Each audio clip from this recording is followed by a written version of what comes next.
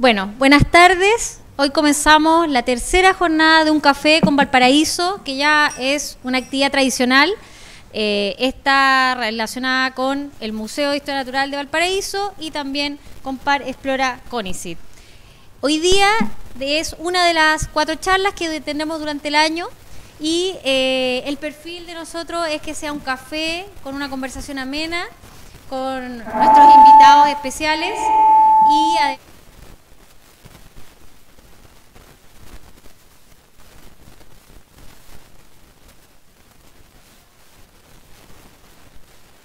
nosotros tiene un pensamiento que es solamente esto que se nubla, ¿cierto? Que no vemos más el sol, pero tiene otros aspectos mucho más interesantes y el objetivo de estos cafés con Valparaíso es bajar todo el tema científico a lo cotidiano, a lo que conversamos en la calle, en los taxis, ¿cierto? Entre nosotros y que además los especialistas nos puedan dar unos tips de lo que es, lo que no es y que nos puede ayudar para disfrutar este eclipse de mejor manera. Así que damos inicio y doy el paso a nuestros invitados. Muchas gracias, Loredana, bienvenidos. Queremos saludar también a quienes nos están viendo a través de la transmisión. Soy valparaíso.cl para compartir este espacio de conversación, de encuentro en torno a este eclipse del 2 de julio. Tenemos aquí un par de amigos que se están preparando, pero ya desde hace muchísimo tiempo, para poder verlo, pero la idea no solo es verlo ese día, ese pequeño lapso de tiempo en el que se va a poder ver, sino que también vivirlo desde antes, irnos preparando un poco con esta ilusión de que este fenómeno astronómico va a ocurrir y va a ser visible en buena parte de nuestro país, principalmente en el norte. Pero vamos a entrar pronto en terreno. Les quiero recalcar lo que manifestaba Loredana. Esta es la primera sesión de 4 cafés con Valparaíso. Los próximos temas serán plantas medicinales, patrimonio subacuático, tejido textil y prehispánico. Así es que los temas que vamos a estar revisando el primer jueves de los próximos meses. Quiero dar la bienvenida a Nicolás Tejos. Él es astrónomo y doctor en astrofísica de la Universidad de Durham, Inglaterra. Actualmente se desempeña como profesor asociado del Instituto de Física de la Pontificia Universidad Católica de Valparaíso y es miembro de la Sociedad Chilena de Astronomía, SOCHIAS. Bienvenido. Gracias. Y también nos acompaña Pedro Alfaro. Él es académico y doctor en lingüística de la PUCB, actualmente profesor asociado en el Instituto de Literatura y Ciencias del Lenguaje de la misma casa de estudios, astrónomo aficionado y miembro del directorio de la Sociedad Astronómica de Valparaíso y Viña del Mar, SAVAL. Hola. Bienvenido. Bueno, esperamos entonces tener una conversación que ustedes nos den algunos datos importantes, entender un poco mejor este fenómeno que vamos a vivir el 2 de julio, pero también queremos conocerlos un poquito más. Nicolás, ¿cómo llegaste tú a ser un astrónomo? ¿Cómo llegaste a la astronomía? Sí, eso partió hace muchos años atrás, cuando yo era niño. Siempre me llamó la atención el mirar el cielo, las estrellas, saber de los planetas. Y una de las cosas que más me marcó cuando chico fue un regalo a mis padres, en este caso un póster del sistema solar, donde se mostraba el sistema solar, el Sol y los, en ese entonces, 9 planetas. Se incluía Plutón en ese entonces. Donde salía las características de cada planeta, la atmósfera, la temperatura, la distancia al Sol, el tamaño, la composición química, etcétera. Y eso yo lo iba leyendo y me iba imaginando cómo podría ser estos mundos tan distintos a nuestro planeta Tierra, y me llamaba la atención y me di cuenta que, si bien nunca me gustó aprenderme las cosas de memoria en otros ramos, en historia me iba súper mal, pero en este caso de alguna forma se me hacía fácil aprenderme todos esos datos.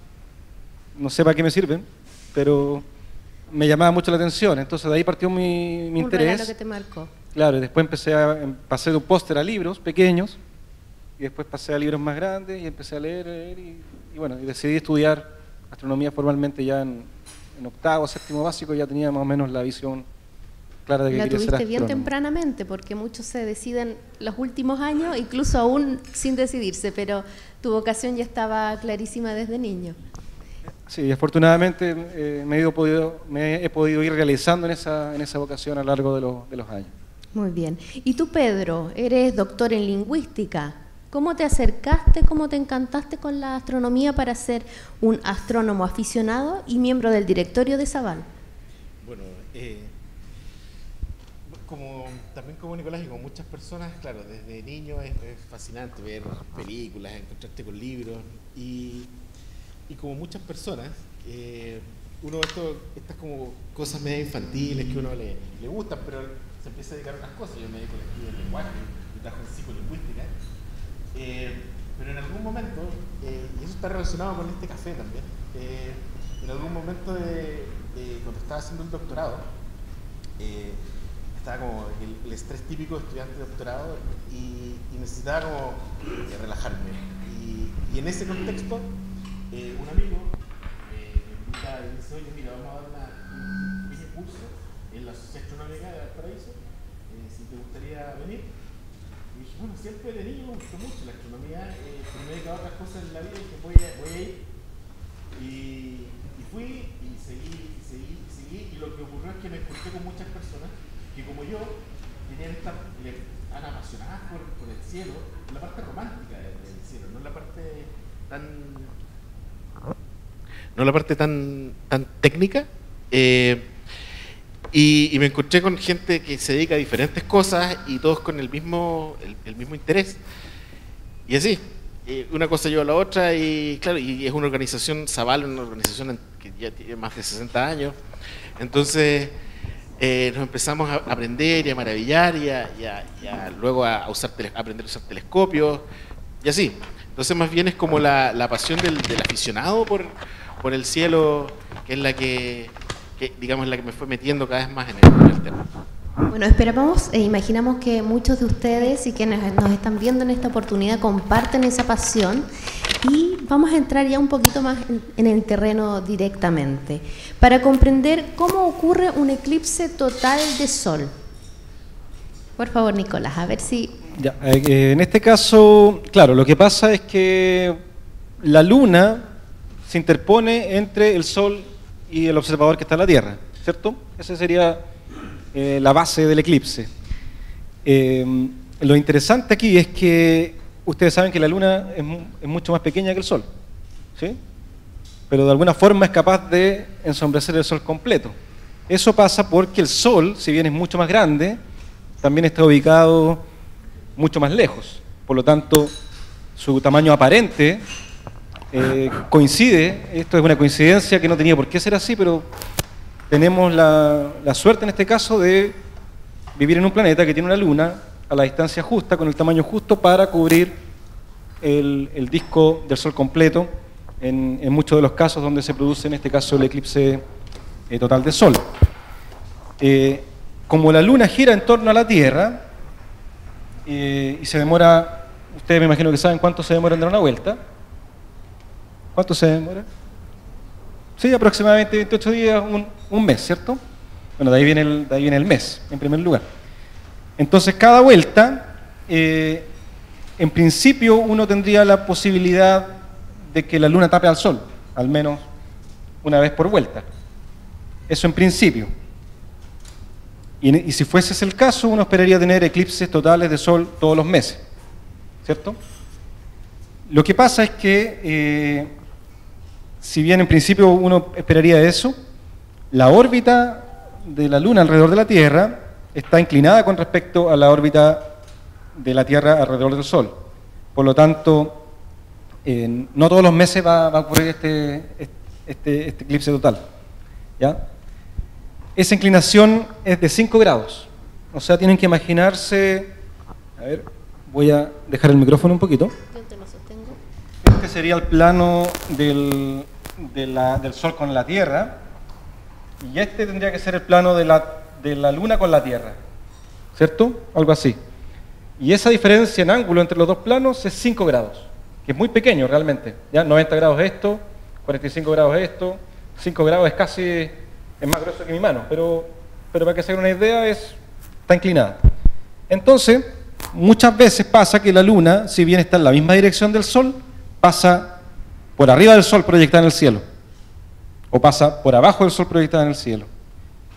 Y solo para que ocurra el eclipse tiene que estar pasando justo donde está el Sol, ¿ya?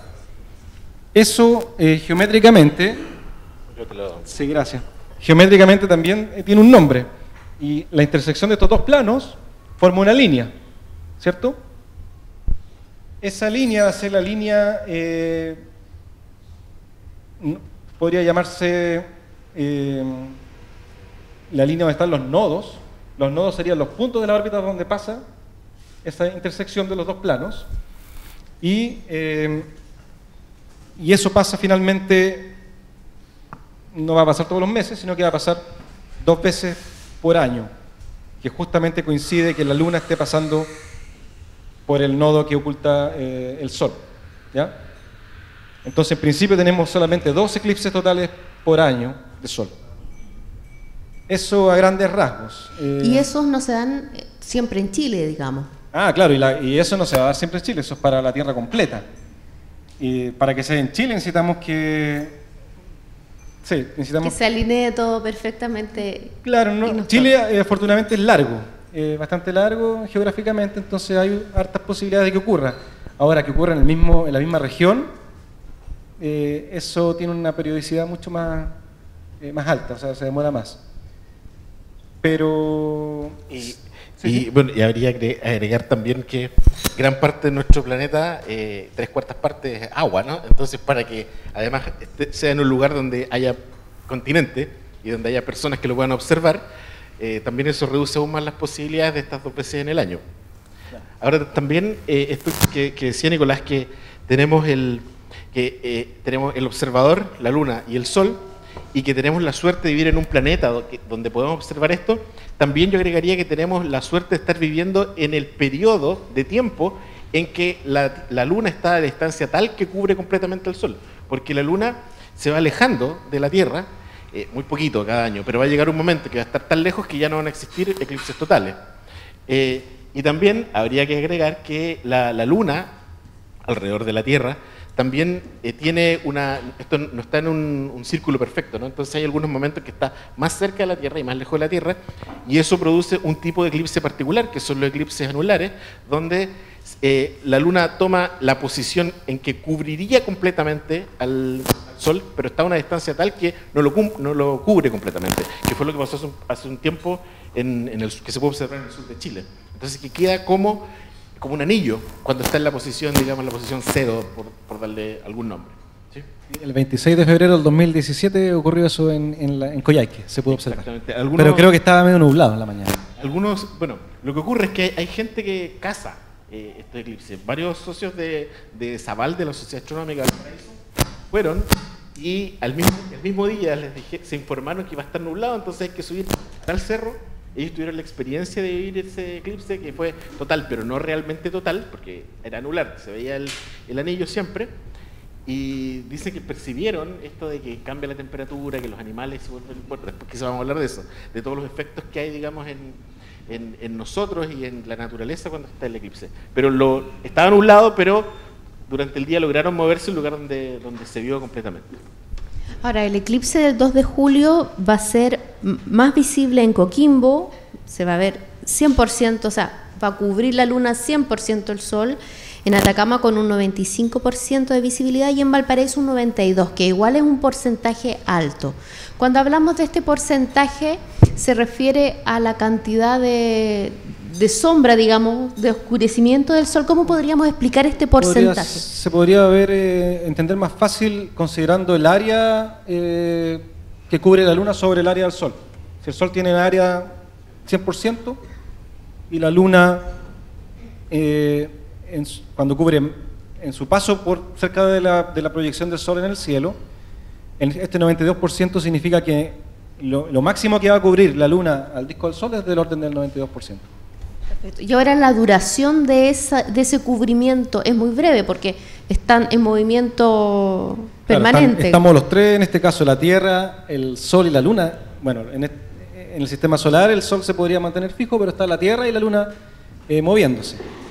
Eso hace que aparentemente en el cielo aparezca que el Sol y la Luna se están moviendo para nosotros. Y justamente la duración del eclipse va a depender de la ubicación del observador dentro de la Tierra. En la zona de totalidad, donde la Luna cubre completamente el disco del Sol, la duración va a depender también de qué tan... por ejemplo, la zona de totalidad pasa en una franja imaginaria, ¿cierto? O sea, no imaginaria, sino que física, proyectada en la Tierra, y ahí va a durar 2 minutos y medio, me parece. El máximo de duración donde el disco de la Luna va a tapar el disco del Sol. Y eso va a ser cerca del Valle del Elqui, por esa zona, Vicuña, por ahí. La franja de totalidad tiene un ancho de unos 100 kilómetros más o menos aproximadamente hacia el norte y hacia el sur. Y por lo tanto, si yo me alejo 50 kilómetros hacia una dirección, esa duración también se va a ver disminuida por un factor proporcional a esa distancia comparada con la franja total. Y si yo voy a la orilla, al límite donde está la totalidad, ahí la totalidad va a ser un instante de tiempo. Y después va a dejar de verse cubierto. Entonces a eso se refiere ese porcentaje, que es el porcentaje en el máximo. ¿Ya? Y eso depende de la zona geográfica donde uno esté. Claro, en términos para los aficionados y todas las personas que vamos a ir, eso es relevante porque, como dice Nicolás, hay un punto que es el punto que es el más, digamos, central de esta franja, que ahí es donde va a estar la mayoría de las personas que saben dónde mirar un eclipse, y hacia el sur el límite es más o menos entre Andacollo y Las Cardas, y hacia el norte más o menos Liguera. Entonces en esas zonas que también hay paquetes turísticos, también se está como vendiendo, digamos, este producto de observar, claro, ahí va a durar mucho menos. Entonces por eso, digamos, el turismo fuerte va a estar más cerca de la franja, que justamente está más o menos con el río Elqui, que es el río en el centro del Valle del Elqui. Ahora, algo interesante también que decía Nicolás, dijo una palabra muy relevante, que es la palabra aparente, movimiento aparente. El movimiento aparente es súper relevante para lo que hacemos nosotros, que es la astronomía más observacional, y es que los objetos en el cielo se mueven, pero este movimiento no es un movimiento, digamos, en términos físicos exactamente igual a como nosotros lo observamos. Esto depende de nosotros, ¿no? Y de hecho, nosotros vemos el Sol, ¿cierto? Vemos que sale por un lado, ¿cierto? Que esto sale por el este y se esconde por el oeste, ¿cierto? Nosotros lo vemos. Pero nosotros sabemos que no es que salga, sino que es que nosotros estamos girando. Con la Luna ocurre lo mismo. Nosotros vemos que sale por el este y se esconde por el oeste. Pero eso también es un movimiento aparente, ya que la Luna en realidad va hacia el otro lado. Pero como la velocidad de la Tierra es más rápida que cómo se mueve la Luna, nosotros vemos que va de este a oeste, pero en realidad su movimiento real es de oeste a este. Y eso es otro, digamos, otro elemento importante para la generación de los eclipses, ¿no? Porque eso nos hace ver que aún más es mucho más compleja, digamos, esta sincronía desde el punto de vista del observador para que esto esté ocurriendo.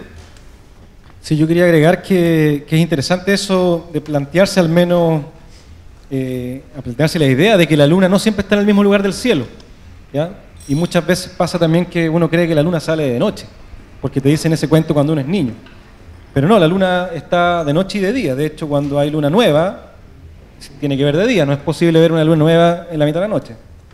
Y viceversa, cuando hay luna llena, no es posible verla de día. Tiene que ser justamente la alineación contraria al Sol, o sea, 180 grados aparte del Sol. Esto también el famoso lado oscuro de la Luna, ¿no? Ah, ese es otro tema. Sí. que nos hace creer que visualmente, ¿no? Aparentemente es como si la Luna no estuviera girando, pero en realidad está girando, solo que está girando sincrónicamente con el movimiento alrededor de la Tierra. Entonces, desde nuestro punto de vista vemos la misma cara, pero no es que no gire, no es que esté estática, ¿no? Claro, ese es otro tema de que una coincidencia, bueno, en este caso hay una física de por medio que hace que la rotación de la Luna coincida con la traslación de la Luna alrededor de la Tierra. O sea, si la Luna se demora 28 días aproximadamente en dar una vuelta, también se demora lo mismo en 28 días en hacer un giro. Y por eso siempre muestra la misma cara a nosotros, a la Tierra. Pero no es que haya una cara oscura, sino que es una cara oculta, simplemente. Desde nuestro punto de vista. Desde un punto de vista de un terrícola en la superficie de la Tierra. Ahora yo quería comentar del movimiento aparente de la Luna, que vale la pena hacer el experimento de fijarse, por ejemplo, a las 7 de la tarde dónde está la Luna, o ver dónde está la Luna, buscarla en el cielo, un día X, un domingo, qué sé yo, ver la Luna y esperar, ver la hora en la que está la Luna en el cielo, y después decir ya, el lunes siguiente voy a ver dónde está ahora la Luna. Y por lo que dice Pedro, debería haberse movido, ¿cierto? En este caso se debería haber movido hacia el este, porque la Luna generalmente está girando, o sea, gira hacia el este. Entonces yo debería esperar que la Luna no esté exactamente donde yo la vi, sino que esté corrida una cierta distancia hacia el este. Y esa distancia tiene que ser exactamente igual a una vuelta completa dividida en un día. O sea, 180 grados dividido en un día que da como 12 grados, me parece. ¿Ya? 12 grados da aproximadamente ese movimiento, si mal no recuerdo. Por lo tanto, uno puede hacer ese experimento y después probar el martes, el miércoles y ver efectivamente que la Luna se va siempre moviendo hacia el este con una rapidez angular más o menos constante. Mira, en ese tema, nosotros los aficionados que nos encantan este tipo de detalles y movimientos, cosas que uno puede ver, pensando en los movimientos de los objetos, hay un movimiento que es muy bonito del Sol. Si uno toma, esto lo pueden googlear, se llama analema.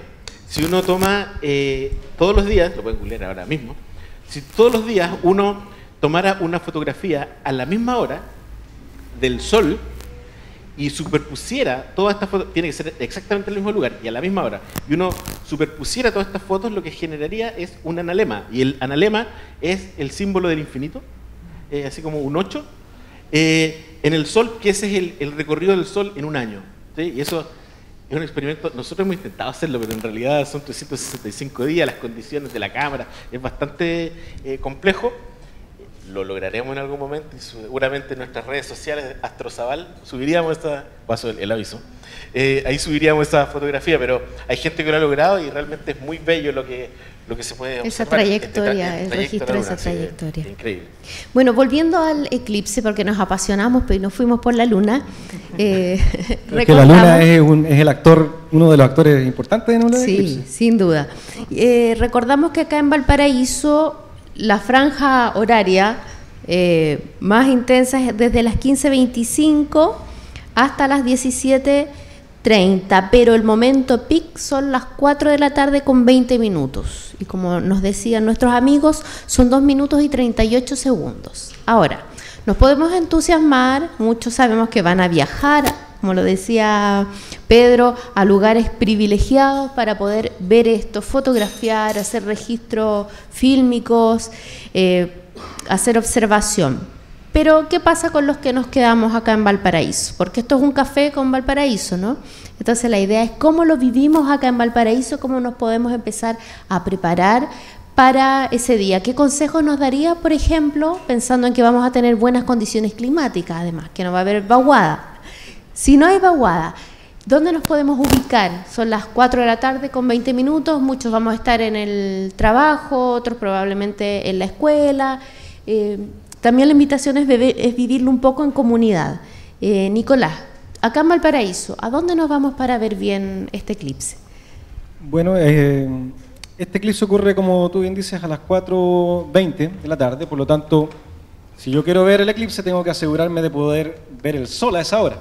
¿Ya? A esa hora el sol ya pasó el punto máximo que pasa por el cielo y está más tirado hacia el mar, hacia el oeste. Por lo tanto, y de hecho creo que, si mal no recuerdo, va a estar como a 12 grados sobre el horizonte, aproximadamente. ¿Ya?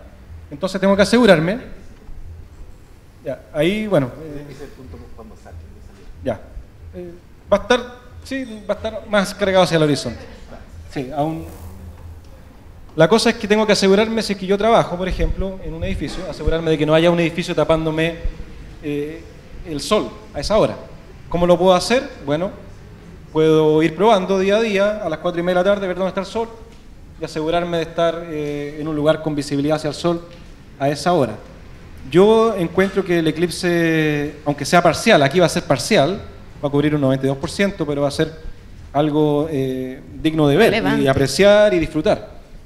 Yo siento que ese día debería uno, bueno, darle permiso a todas las personas a salir, a disfrutar este fenómeno, no quedarse encerrado entre cuatro paredes, porque estas cosas no pasan muy seguido en un determinado lugar geográfico. En la vida de uno, digamos. Y en la vida de uno también es poco probable ver, bueno, quizás eclipses parciales pasa más seguido, ¿ya? Por ejemplo, en Chile tenemos una cobertura bastante amplia en términos de territorio del eclipse parcial, desde Arica hasta Punta Arenas, pero cada vez con menos porcentaje cubierto.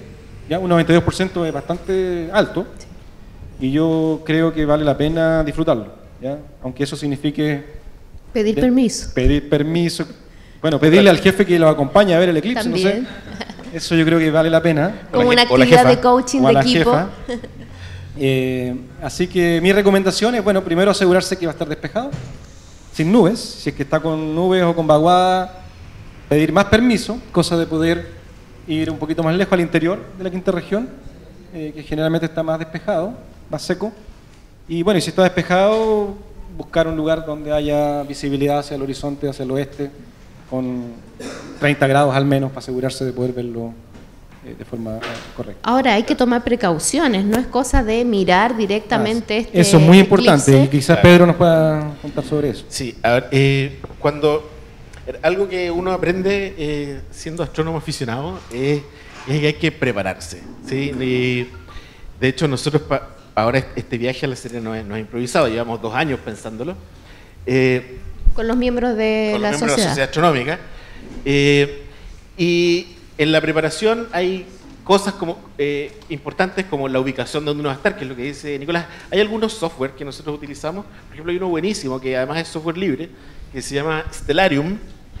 Y Stellarium uno lo puede descargar y uno pone su posición desde donde está mirando y muestra el cielo. Entonces eso permite simular muy bien la hora exacta y la posición exacta de donde va a estar el sol o donde va a ser el eclipse en el cielo ese día. Eso es una cosa para la preparación. También, como dice Nicolás, un lugar donde evidentemente yo pueda mirar hacia el oeste. Si estoy en esta parte, si lo miro aquí de Plaza Victoria, entre los edificios y los cerros, no lo voy a ver. Si estoy en la Plaza Sotomayor tampoco lo voy a ver, pero si estoy en Viña, que tengo más abierto, en Las Salinas tengo más abierto hacia el oeste, entonces probablemente ahí sí se va a ver mejor, pero va a haber humedad, entonces ya hay que empezar a contemplar. Entonces mejor si subo el Mauco, a lo mejor funciona porque el Mauco era observatorio astronómico indígena, entonces ahí hay que sopesar el lugar.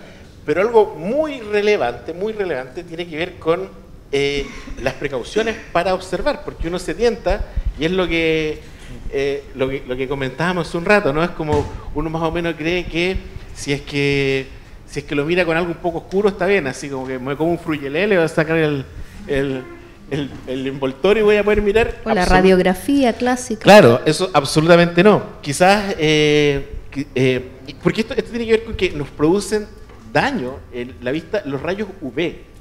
Quizás nos puedes hablar un poquito de la física de los rayos UV. Sí, rayos UV ultravioleta, que son, Claro. Bueno, el Sol no solo emite radiación visible, sino que emite radiación infrarroja, emite en ondas de radio, emite en rayos ultravioleta, que son luz incidente con mayor energía intrínseca. Ya, de hecho, por eso se habla mucho de protegerse de los rayos ultravioleta cuando uno va a la playa, porque eso también produce daño no solo a los ojos, sino que a la piel, a todo. En general, el rayo UV o la luz ultravioleta tiene tanta energía que es capaz de disociar moléculas, en particular moléculas de ADN o otro tipo de moléculas. Por eso se asocia mucho la exposición ultravioleta a mutaciones o muerte en general. Puede matar la vida, matar microorganismos. En caso de la visión, el rayo UV te va a producir un daño en los tejidos de detrás del ojo, que tú puedes comentar más. Claro, a ver, lo que ocurre la retina, claro, la mácula. Lo que ocurre es que, claro, como dice Nicolás, estos rayos uno no los ve en el sentido de que, aunque yo tenga unos lentes que estén oscuros, si no tiene filtro UV, los UV van a pasar igual, aunque esté oscurecido. Por eso no sirve, bueno, ni el fruyelé, ni tampoco sirve, evidentemente, una una radiografía o yo ahumar un vidrio, eso realmente no sirve. Tampoco los anteojos que uso para ir a la playa. Absolutamente no. Tienen que tener algo que se puede hacer es que algunas tiendas especializadas, no cualquier tienda, está vendiendo unos lentes de cartón que tienen el filtro con la graduación que se necesita para poder observar y que no haya ningún problema. También, que una opción barata, es que uno puede ir a una ferretería o una tienda que venda cosas de construcción, para no dar ninguna marca, gratis, ni a Horst Pullman, y uno puede comprar estos vidrios de soldador, ¿sí? Para casco de soldador, y eso también sirve, pero no sirve cualquiera, ¿sí? Tienen que comprar de una gradación alta, ojalá de 14, ¿sí? De 14, y eso ya uno los puede mirar y eso no va a producir el daño. Ahora, les contaba hace un rato un dato, y es que esto es súper importante, que en el último eclipse total de sol de Estados Unidos se registraron 10.000 personas afectadas por los rayos solares. 10.000, o sea, es altísimo lo que ocurre. Porque piensen en lo siguiente, ¿no? Está el sol, y uno nunca mira el sol directamente porque entiende que le va a quemar, o aprendió que le va a quemar, o te molesta, ¿sí? Entonces, en algún momento, el sol se cubre completamente. Y uno está con los lentecitos y uno dice, bueno, el sol me afecta, no me afectan los UV, porque efectivamente en ese momento no afecta. Entonces uno se quita los lentes y empieza a mirarlo y se ve, evidentemente, dicen, yo no lo he presenciado, que se ve maravilloso, ¿sí? Es una amarilla y uno está ahí mirando con la pupila dilatada, obviamente, porque está todo oscuro, y está mirando y de repente la luna sale y me llega como un cañonazo de rayos UV al ojo, y ahí, ¿qué ocurre? Se me quema la mácula y nunca más recupero la vista, ¿sí? Entonces eso es súper relevante. De hecho, parte de la planificación, además del lugar, de tener los lentes adecuados, es que la gente que se prepare, que se está preparando, tiene sincronizados, ¿sí? Tiene cronómetros sincronizados para saber cuánto es el tiempo muy acotado, y esto es muy relevante, muy acotado y muy específico, en que se puede sacar los lentes y puede mirar, ¿sí? Porque si los pilla el cañonazo de rayos UV sin el filtro, hasta ahí nomás llegamos, hasta ahí llega la observación. Sí, de hecho yo quería comentar que hay una enfermedad, creo que incluso lleva el nombre de ceguera por eclipse, ¿ya? Eso me lo comentaban colegas de tecnología médica allá en la Universidad Católica de Valparaíso, que tienen ese diagnóstico que muchas veces se daba. Llega una persona con ceguera y el doctor le pregunta, bueno, ¿qué pasó? No, estuve mirando un eclipse. Ah, ya, ceguera por eclipse. Y eso es irreversible. Es irreversible. O sea, está jugando con la visión, uno de nuestros sentidos más importantes. Así que yo insisto que nunca observen el sol, ya sea en un eclipse o en un día normal, nunca traten de mirar el sol sin la protección adecuada, porque eso es algo que va a causar un daño irreparable en la visión de cada uno. Entonces, reiteramos la importancia de prepararse, de buscar aquel lente que me permita proteger mi vista, disfrutar este eclipse, que sea una gran experiencia que después podamos contar y no que se transforme a la larga en un mal momento. Imagino que va a estar toda la comunidad muy entusiasmada con esto, los permisos, como decíamos, algo va a pasar entre los seres humanos ese día tan especial. Pero también nos comentaba Pedro que se han registrado modificaciones en el comportamiento, por ejemplo, de la fauna. ¿Nos podrías contar un poco más de eso? Me resultó súper atractivo, porque sabemos que al cubrirse el sol baja la temperatura en forma muy repentina. A lo mejor vamos a tener que estar un poquito más abrigados. ¿Qué pasa con la fauna con este cambio tan inesperado? Bueno, los que han experimentado estar en un eclipse total comentan. Hace poco un socio de Zabal, que él estuvo en un eclipse total en Isla de Pascua, nos contaba que había caballos cerca que se ponen a relinchar, las gallinas se quieren acostar, los pájaros vuelan, y decíamos, sí, todos los animales se vuelven locos. Decía, bueno, nosotros también, si uno ve un registro, toda la gente se pone a gritar porque es muy extraño lo que ocurre. Baja la temperatura, se estiman como 10 grados y que por lo tanto se percibe. Entonces, evidentemente, los animales se desorientan y uno también, la emoción, me imagino que algunos animales también se emocionarán, ¿no? Pero es un cambio como radical, realmente increíble. dentro de esa perspectiva, yo bueno, tampoco he tenido la fortuna de experimentar un eclipse total de sol y por eso tengo la intención de viajar a la región de Coquimbo para ver si se puede experimentar. Pero imagínense, póngase en el caso de los antiguos, donde la ciencia no estaba desarrollada y era simplemente una experiencia que había que vivir, le tocaba a alguien y de repente estaba de día y de repente está de noche. Baja la temperatura, los animales empiezan a gritar. ¿Y qué está pasando? Esto es un mensaje divino, un fin del mundo, qué sé yo, cada cultura lo tomó de distinta manera, pero imagino que la reacción instintiva es un poco de susto, es algo fuera de lo común. Claro, como en la... Voy a hacer un spoiler, como en la película Apocalipto, ¿no? No sé si la viste.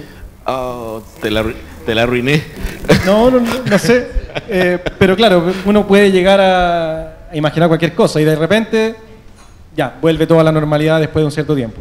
Pero debe ser algo impactante para la gente que no sabe que esto venía, vivirlo, y incluso para la gente que sí sabe que esto existe, sigue siendo algo muy atractivo. De hecho, eso explica por qué hay gente que caza eclipses, como decía Pedro. Claro. Hay gente que es capaz de viajar continentes, horas, días, para poder llegar y experimentar un eclipse total de sol por segunda, tercera, cuarta vez. Claro, de hecho, dos cosas de lo que quiero comentar de lo que tú decías, que efectivamente los antiguos, que mucho observaban el sol, por ejemplo, los mayas tenían muy claro la ocurrencia de los eclipses, los tenían muy bien calculados, pero no es tan sencillo porque hay unos ciclos, que son los ciclos de Saros, que no son tan sencillos de calcular, entonces ellos más o menos sabían cuándo iba a haber un eclipse, pero nunca le achuntaban a dónde. Y eso le agregaba aún más como misticismo al sol. No sé si tú te cacháis de los ciclos de Saros. Sí, o sea, más o menos. Eso era un poquito más técnico, pero podríamos intentar dar la explicación, si te parece, ¿no? ¿Sí? Vamos nomás, sí, ya. Sí. El ciclo de Saros es un ciclo que es otra de las coincidencias interesantes del sistema Tierra, Luna, Sol. Por si acaso, bueno, el mes, hay varios meses, dependiendo de distintas características de la Luna. Y esto es muy importante para entender cómo predecir los eclipses. Les contaba que la Luna gira en torno a la Tierra en un plano inclinado 5 grados con respecto al plano de la Tierra-Sol. ¿Ya? Un pequeño paréntesis, porque quería mencionarlo y no tuve la oportunidad, es que el plano donde gira la Tierra alrededor del Sol tiene un nombre muy particular en astronomía. Ese nombre se llama eclíptica. Es el plano de la eclíptica. Y su nombre viene justamente porque es el plano donde se producen los eclipses. Cuando la Luna está en el plano de la eclíptica, es ahí donde se va a producir un eclipse. Y como el plano de la Luna no siempre está pasando por la eclíptica, en cualquier mes del año no va a haber un eclipse, salvo en general 2 veces por año, donde la Luna está, 6 meses por arriba de la eclíptica y otros 6 meses por abajo de la eclíptica, cuando justo intersecta a la línea Tierra-Sol. ¿Ya? Eso sería como geométricamente, no sé si es fácil verlo, hay que abstraerse un poco. Sí, un plano es un plano y el otro plano es otro. A ver. Tenemos la Tierra, la Luna, el Sol. Claro, pero ojo que la Luna normalmente va en un plano que está 5 grados inclinado con esto. Pero como intersecta el plano, hay 2 puntos de intersección, uno por acá y el otro por allá, de la órbita de la Luna. Esos 2 puntos se llaman los nodos. Hay un nodo que se llama nodo ascendente y otro que se llama nodo descendente, que tiene que ver si es que la Luna va pasando de norte a sur o de sur a norte. ¿Ya? Si es de norte a sur, es descendente, y si es de sur a norte, es ascendente. Y esa intersección pasa todos los meses, ¿ya? Pero no todos los meses pasa que la línea de los nodos está alineada con la línea Tierra-Sol, ¿ya? Y esa alineación va a pasar aproximadamente 2 veces por año, dependiendo de si es que el año parte con un eclipse o el eclipse le toca a mitad de año. Como el que va a haber el 2020 en el sur del país. En Villarrica. Claro, en la zona de Temuco, Villarrica, sí, la región de la Araucanía. Bueno, volviendo al ciclo de Saros. ¿Te metieron un problema? No, es que es súper interesante. Es súper interesante. Primero dijimos que el mes dura 28 días, pero no es así realmente. Hay como 4 tipos de meses distintos dependiendo de cómo uno toma el cronómetro. Si yo parto con la luna alineada con el sol, parte el cronómetro en 0, dejo que el cronómetro ande, la luna se va a mover hacia el este, todos los días se va a mover hacia el este y espero que vuelva a estar alineado con el sol, paro el cronómetro y eso marca como 29,5 días. 29 días, 12 horas aproximadamente. Ese mes, de 2 veces la luna pasando en la misma dirección del sol, ese mes se llama mes sinódico, ¿ya? Y dura 29,5 días. Pero no es lo mismo tomar como referencia al sol que tomar como referencia una estrella, ¿ya? Porque las estrellas están mucho más lejos, ¿ya? Si yo tomo como referencia una estrella y digo, ya, la luna está pasando por esta estrella, parto mi cronómetro, la luna se va a mover hacia el este, todos los días un poquito, va a volver a esa misma estrella, paro el cronómetro y ese tiempo que demora la luna en volver a la misma estrella se llama el mes sinódico, perdón, mes sideral, el sinódico era el anterior, y ese mes sideral es más corto que el mes sinódico. Dura 27 días y 13 y 12 horas. ¿Ya? Ahí traje un torpedo. Y por ley de redondeo queda en 28, ¿no? Ah, con la ley del redondeo queda, no, pues quedaría en 27. Ah, para abajo ya. Sí, está como en la mitad, pero ya. Sí, más para 27. Pero hay como 2 días de diferencia, ¿ya? Aproximadamente. Ese sería el mes sideral. Y es más corto porque para que, dado que la Tierra avanza alrededor del Sol, para que vuelva a estar la Luna alineada con el Sol, tiene que pasar un tiempo equivalente a un mes sideral, más un pequeño desfase. Ya por eso el mes sinódico, que es con el Sol, dura más que el mes sideral, que es con las estrellas. Pero falta otro mes. ¿Ya?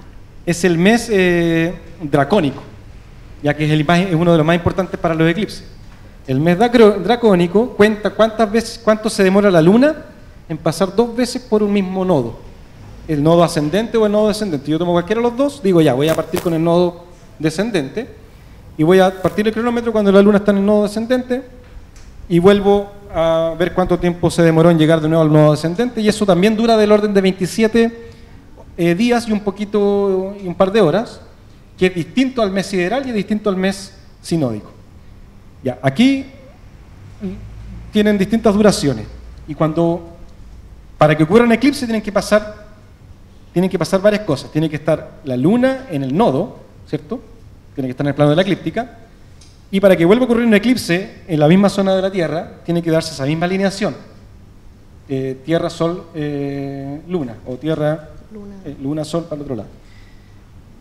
Si bien estos meses duran 27, fracción días, el otro dura 29,5 días y fracción, hay un mínimo común múltiplo en términos de días que hace que, a ver, aquí tengo el número anotado, sí, 223 meses sinódicos corresponden a 242 meses dracónicos. Entonces es un número entero. ¿Ya? Cuando pasan 223 meses sinódicos, también van a pasar 243 meses dracónicos. Entonces eso significa que en ese periodo de tiempo va a haber una misma alineación Tierra, Luna, Sol, exactamente con la misma geometría. Ese es el ciclo de Saros, y que si lo volvemos a años, digamos a un año de 365 como a 25 días, que es el año juliano que usamos en los calendarios actuales, eso equivale a 18 años. Esos 223 meses sinódicos equivalen a 18 años, 11 días y fracción. Una fracción de un tercio de día, 8 horas. ¿Ya? Entonces, ¿cómo se llama? El ciclo de Saros es 18 años, 11 días y 8 horas. Si yo espero 18 años, 11 días, 8 horas, voy a tener exactamente la misma alineación Tierra, Luna, Sol, y el eclipse se debería repetir. Pero si no queremos esperar tanto, hay que estar atentos. Si no queremos esperar tanto, hay que ir a perseguirlos por todo el mundo. O estar atentos para este 2 de Pero julio. si tengo 2 minutitos para terminar con el ciclo de Saros. Sí, me están apurando ya, así que... Va a estar la misma alineación Tierra, Luna, Sol, pero como el periodo tiene una fracción no entera de día, hay 8 horas, esa misma alineación se va a repetir, pero en una zona geográfica distinta, porque la Tierra demora 24 horas en dar una vuelta. Por lo tanto, yo voy a repetir el mismo eclipse, pero 120 grados, a una longitud geográfica 120 grados corrida con respecto a la anterior. ¿Ya? Entonces, no va a pasar en la misma zona geográfica, no va a pasar en Chile. Para que vuelva a pasar en Chile, tengo que esperar 3 ciclos de Saros, que son como 54 años. Entonces, más motivos para ir para prepararse bien. Ya que es tanta la información, ¿cómo puedo hacer para participar de una reunión de la Sociedad Astronómica de Valparaíso, ya que al menos para mí existen pocas posibilidades, poquísimas, de que llegue a ser astrónoma? Entonces, quiero aprender algo más. ¿Cómo lo puedo hacer, Pedro, para acercarnos a ustedes?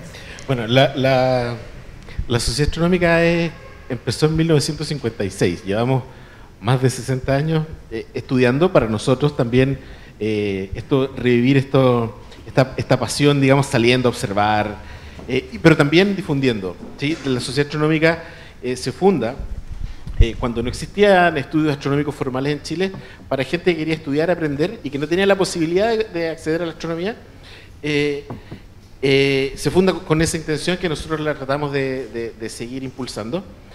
Como decía, nosotros no somos astrónomos profesionales, pero sí nos gusta estudiar, aprender e invitar amigos como Nicolás, que pronto nos va a dar una charla, ¿cierto? Por supuesto. Y los invitamos y hacemos charlas abiertas al público para aprender, para compartir. Entonces nosotros, a través de nuestras redes sociales, siempre estamos contando lo que hacemos, invitándolo a las actividades. Por ejemplo, Día Nacional de la Astronomía, que es el 19 de marzo, hacemos una gran actividad junto al IFA, al Instituto de Física y Astronomía de la Universidad de Valparaíso, en la excárcel, y también actividades propias nuestras. Pronto vamos a empezar a hacer actividades aquí también, y también ahora con la Universidad Católica de Valparaíso, que es donde yo trabajo, pero también estamos ahí llegando a acuerdos para hacer estas actividades. Entonces nos puede seguir en nuestras redes sociales. El Facebook es el que más se mueve, que es Astrozaval, o Sociedad Astronómica de Valparaíso, y ahí nos pueden encontrar y las actividades que hacemos con niños. Vamos a colegios, nos invitan de diferentes lugares, también apoyamos algunas actividades. Por ejemplo, una actividad así breve que estamos haciendo ahora es que en un colegio aquí en Aguasanta, Colegio Ilusión, los niños están construyendo un radiotelescopio con nosotros, y gente de la Sociedad Astronómica está apoyando. Entonces vamos a tener ahí una inauguración de la actividad y así. Pero nuestras redes sociales siempre es Astrozaval, y ahí pueden acercarse a nosotros, y todas las actividades evidentemente son abiertas a la comunidad. A veces les pedimos algún aporte voluntario para poder comprar cosas que utilizamos para las actividades, pero en general evidentemente somos una organización sin fines de lucro, y que nuestro interés es aprender y también enseñar. Abrimos las preguntas al público. ¿Puedo comentar una cosita? Sí. Bueno. Sí. Aprovechando, también quisiera explicar quizás históricamente por qué no habíamos tenido una comunicación tan directa con Zaval. Eso es porque no teníamos astronomía oficialmente en la PUCB, y recién en el año 2015 se abrió la carrera de licenciatura en Física, mención Astronomía, en la PUCB, donde estamos, bueno, de a poquito creciendo. Por si a alguien le interesa estudiar formalmente astronomía, lo puede hacer ahí. Y también estamos de a poquito tratando de aportar en la divulgación científica a través de la astronomía, con nuestros colegas de la Universidad de Valparaíso, con nuestros colegas y amigos de la Sociedad Astronómica de Valparaíso, Zaval. Y bueno, eso. Bueno, me avisan que ya no hay preguntas de parte del público, algunas las transmití yo, pero prometan que no se van a ir apenas terminemos, para que quienes desean plantear algunas preguntas se las puedan transmitir. Nosotros estamos felices de haber estado reunidos aquí con ustedes. Sabemos que todavía tenemos mucho por aprender, mucho por conversar, y justamente las ideas de estos Café con Valparaíso son esas: gatillar los espacios de encuentro, las conversaciones, entrar en áreas que, si bien no son las nuestras, nos pueden llegar a fascinar tanto por lo que logran transmitirnos a aquellas personas que cultivan ciertas artes o ciertas ciencias y saberes. Así que les quiero dar las gracias y dejo ahora a Mabel Keller, ella es la directora del Par Explora Valparaíso, que les quiere dirigir algunas palabras. Buenas tardes, principalmente es darle las gracias, reconocer el apoyo que nos han brindado desde siempre Sabal, la Universidad Católica de Valparaíso, agradecer también a Verónica Muñoz por aceptar conducir estos programas, y le vamos a hacer un pequeño regalo que es el tazón de la jornada, que es para ustedes, que está dentro de esta bolsita que les voy a entregar, ¿ya? Así que ahí muchas gracias. Ayuda. Gracias. Y quiero que les brindemos un fuerte aplauso, agradecerle y invitarlo para la próxima jornada en julio, que hablaremos de textiles en Valparaíso. Muchas gracias.